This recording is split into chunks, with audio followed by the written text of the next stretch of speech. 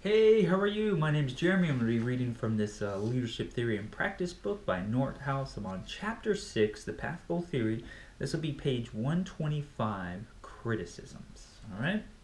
Although path goal theory has various strengths, it is also has several identifiable weaknesses. First, path goal theory is so complex and incorporates so many different aspects of leadership and related contingency that interpreting the theory can be confusing. For example, path goal theory makes predictions about which of the different leadership style is appropriate for tasks with different degrees of structures, for goals with different levels of clarity, for followers at different levels of ability, and for organizations with different degrees of formal authority.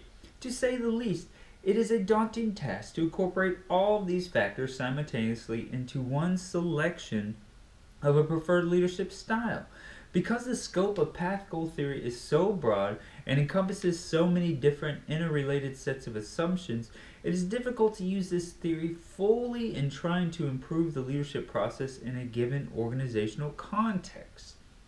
A second limitation of the path goal theory is that it has received only partial support from many empirical research studies that have been conducted to test its validity. Gave a big list. For example, some research supports the prediction that leaders' directiveness is positively related to follower satisfaction when tasks are ambiguous, but other research has failed to confirm this relationship. Furthermore, not all aspects of the theory have been given equal attention.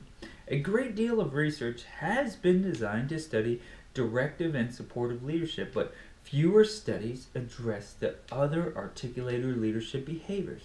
The claims of path goal theory remain tentative because the research findings to date do not provide a full and consistent picture of the basic assumptions and corollaries of path goal theory. A third and more recent criticism is that the theory does not account for gender differences in how leadership is enacted or perceived.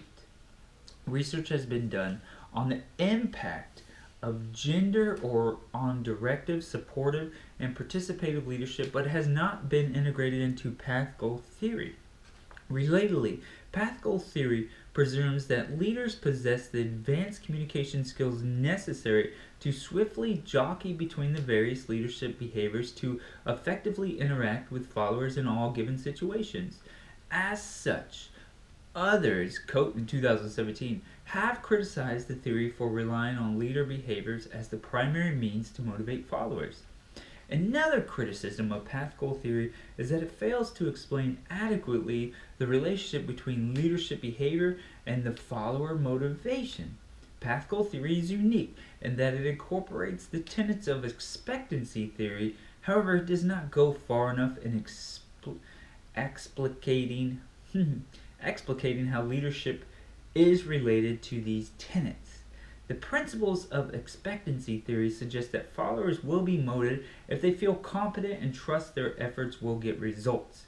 But path goal theory does not describe how a leader could use various styles directly to help followers feel confident or assured of success.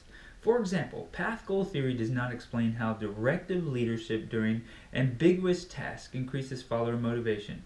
Similarly, it does not explain how supportive leadership during tedious work relates to follower motivation.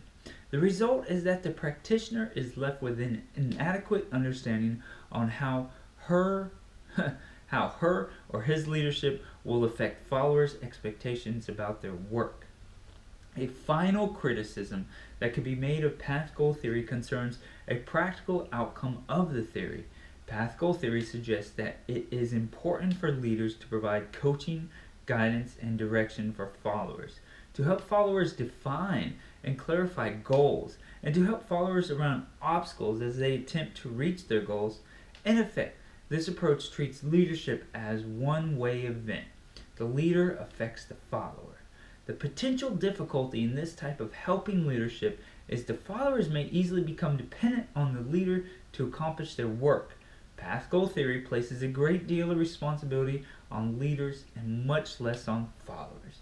Over time, this kind of leadership could be counterproductive because it promotes dependency and fails to recognize the full abilities of the follower. That's finishing up on page 126. So that's Criticisms, page 125 and 126. It's in chapter 6. It's path goal theory. All right, cool. See you.